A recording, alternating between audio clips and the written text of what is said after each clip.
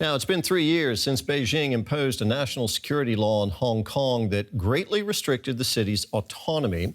Activists say art and culture in the territory are suffering as a result. Fears of arbitrary arrest for so-called seditious publications has forced many artists to flee abroad. Correspondent Winnie Sung reports from the UK. Once upon a time, Chairman Wolf led his followers into Sheep Village. They took over the village and started to eat the sheep, but the sheep resisted. This children's book was one of the first banned by the Hong Kong government since the national security law took effect. This year, Isaac Cheng and other Hong Kongers who'd left the city republished it in Britain. They published new episodes and even an English version. They've sold thousands of copies. The books mean a lot to Hong Kongers because of its history and repercussions. We want to keep the stories alive and tell Hong Kongers at home or abroad that we haven't been defeated yet. Once a week, this library in London becomes a little part of Hong Kong. Denise and some other Hong Kongers started it last year. They call it Gathering Leaves. Each Saturday, they fill the shelves with books passed from friend to friend or bought from independent bookstores back in Hong Kong. They also organize screenings, discussion salons, and more to keep Hong Kong culture alive. For example, we're afraid that our kids won't speak our mother tongue anymore, so we have Cantonese reading and singing activities. It's a soft power. I think it's what maintains our identities. Isaac thought he was safe to relaunch the Sheep Village books in exile, out of reach of Hong Kong's national security laws. But a reading in Britain was abruptly cancelled due to concerns at the venue. And a well-known American digital publishing platform took down their books, citing unspecified legal reasons. Isaac thinks such organizations are worried about upsetting the Chinese government. The national security laws are designed to reach beyond Chinese borders. Still, he's determined to carry on telling the stories of the sheep. Resistance is still alive, passing on our history, speaking the truth banned by the Hong Kong government. Even only reading a book is a way of defiance.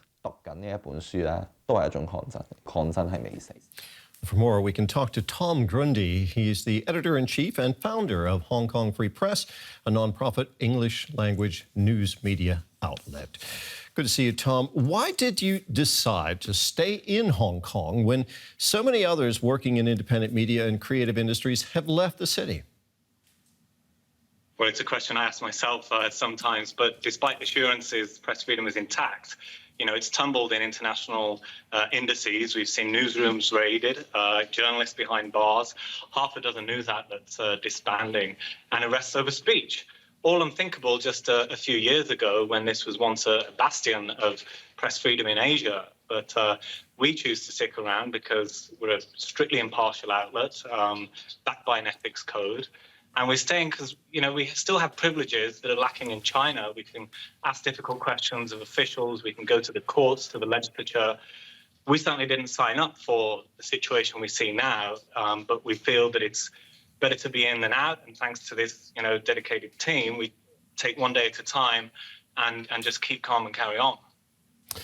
Now, we just showed a report, and you know this very well, how even children's books are being banned in Hong Kong under the national security law. How has your life and work changed in this restrictive environment, Tom? Yeah, so several jailed over those seditious sheep books. A slogan has been made illegal, and a protest song might also now be banned. Hong Kongers, of course, have to be careful what they say, what they tweet, and sensitive books have been pulled from the shelves. I'd say that no sector, in the public or the private sphere, has been unaffected. Any private company that is not considering the new era would be negligent. And, the government says that only a small number of people are affected, and this is to bring peace and stability to the city after the 2019 protests and unrest. But we've seen over 60 civil society groups disband, Democrats behind bars or in self-exile, and protests, now have all but disappeared. When you talk to Hong Kongers, Tom, do you get the sense that they have made peace with these new rules? Well, in some ways, it's tough to say because the only reputable pollster in the city has now said that it's going to curb sensitive questions asked of the public. Surveys still show that people are generally, pro-democracy minded, but with patriotic education now from kindergarten to university, this may change.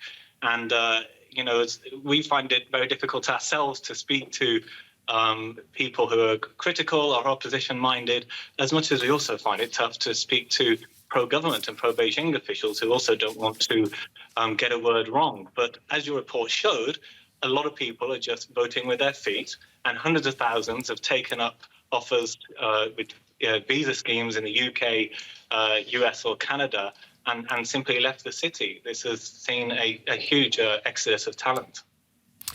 It's been 3 years now since the implementation of that national security law. Now the Hong Kong government is eager to push through a local security law, Article 23. Is this new legislation, Tom, going to make life even harder for people like you? Yeah, 3 years today since the security law, the government have said us media need to tell good stories about Hong Kong, but it's unclear until we see the wording if Article 23, the local version of the security law, will affect us. Its wording, it bans, and I need to get this right, treason, secession, sedition, subversion, theft of state secrets, political activities by foreign bodies and local bodies establishing ties with foreign bodies, all quite vague at the moment, but a lot of this stuff, is already illegal or has been targeted with the colonial era sedition law. So despite billions of dollars being thrown at this national security project, the government still believes there are loopholes to close to ensure stability and prosperity, as it puts it. And this will be rolled out, according to Chief Executive John Lee, within the coming year. Tom, thank you very much for talking with us today. That was Tom Grundy, Editor-in-Chief of Hong Kong Free Press.